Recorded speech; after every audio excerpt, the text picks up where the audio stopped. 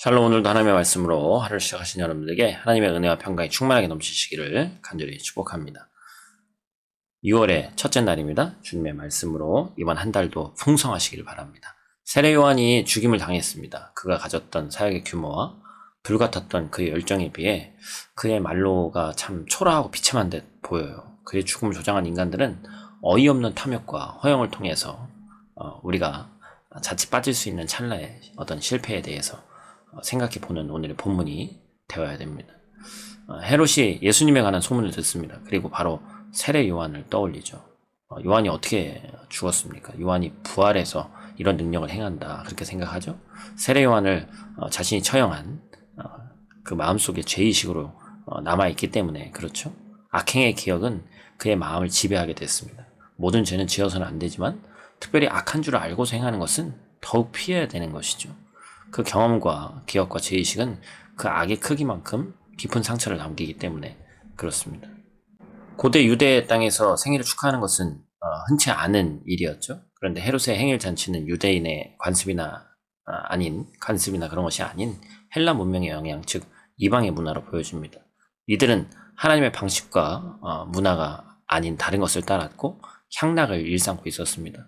헤롯은 허영으로 헛된 맹세를 했고 그것은 곧장 파국을 불러왔죠.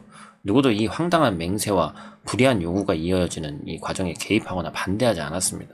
결국에 망하는 것이었고 이 향락과 허영에 찌들어 있어서 분별할 수 없는 그런 상태에 임하게 된 것이었죠. 결국에 세례 요한은 죽었습니다. 이 요한의 소식을 들으신 예수님은 고향 곳에서 하나님과 교제하셨죠. 가까운 친척이었고 사역에 가장 든든한 동반자를 잃은 어떤 인간적인 상심도 있으셨을 것 같아요.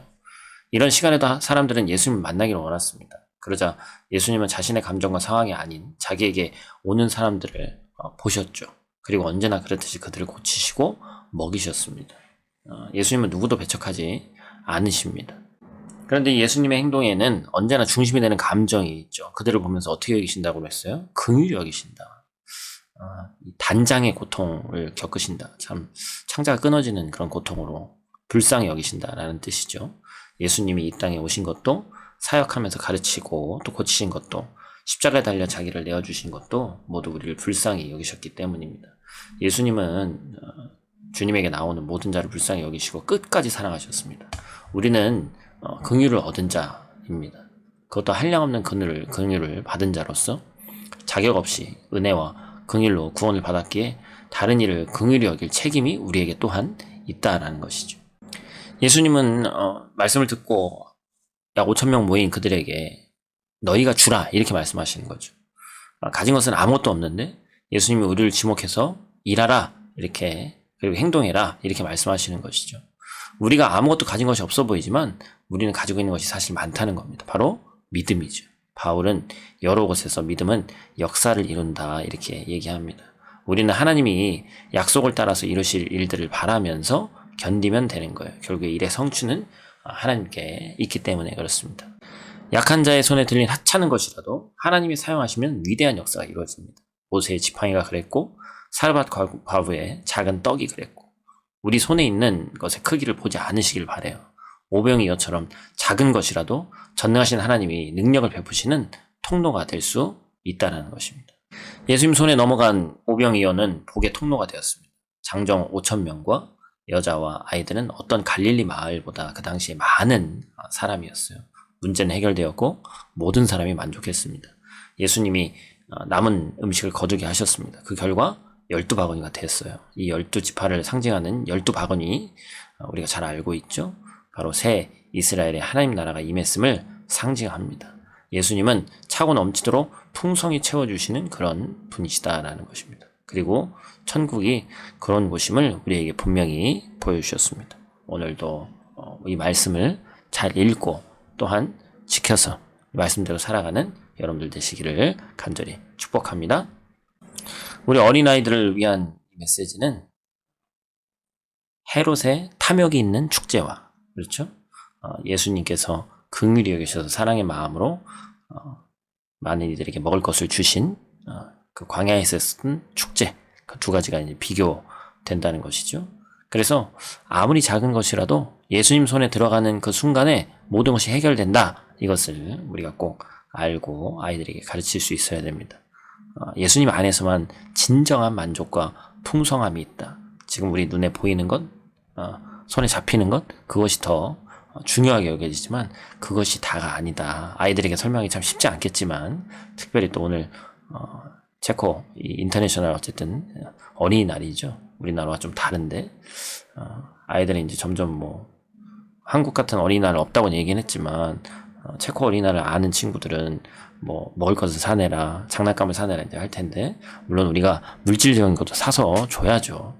그런데 우리가 가진 것의 크기나 양이 중요한 게 아니다. 무엇을 가지고 있느냐가 중요한 게 아니라 네가 누구냐가 더 중요하다. 그것을 꼭 아이들에게 가르쳐 주시길 바라요.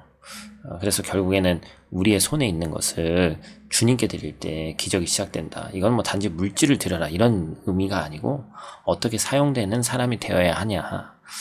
그것에 아이들의 어떤 비전을 심어주시고 아이들의 꿈을 한번 물어봐 주시고 그것을 꼭 오늘 이 인터내셔널 어린이날 맞이해서 아이들과 함께 나눠주시기를 부탁을 드립니다. 기도하겠습니다. 하나님, 이스라엘 백성들에게 만나를 내려서 먹게 하시면서 사람이 떡으로만 사는 것이 아니라 하나님의 입으로 나오는 말씀으로 사는 것을 교훈해 주셨습니다. 예수님이 오병이어의 기적을 통해서 주님께서 하늘로부터 오신 자신이 생명의 말씀임을 우리에게 알리셨던 것처럼 우리가 세상의 시대 조류를 쫓아가고 내 손에 잡히는 것을 중요하게 여기는 것이 아니라 하나님의 말씀을 더 중요하게 여기고 하나님 손에 붙들림 바 되는 것이 얼마나 중요한 것인지를 우리가 깨닫게 하여 주시옵소서. 성도는 가난한 자들에게 육신의 필요를 채워줄 뿐 아니라 복음이 없어서 영혼이 가난하여 주려 죽게 된 자들을 위해서 복음을 전하는 사명 또한 있다는 사실 잊지 않을 수 있도록 하나님 도와주시고 6월 한 달, 아니 이제 올 한 해가 거의 반년이 지나가고 이제 반년이 남았는데 하나님께서 함께 해주셔서 우리가 한 영혼을 품고 전도할 수 있는 또한 마음 우리에게 허락하여 주시옵소서. 오늘 하루도 눈동자와 같이 지켜주시면 믿사오며 예수님께 하신 이름으로 기도드립니다. 아멘.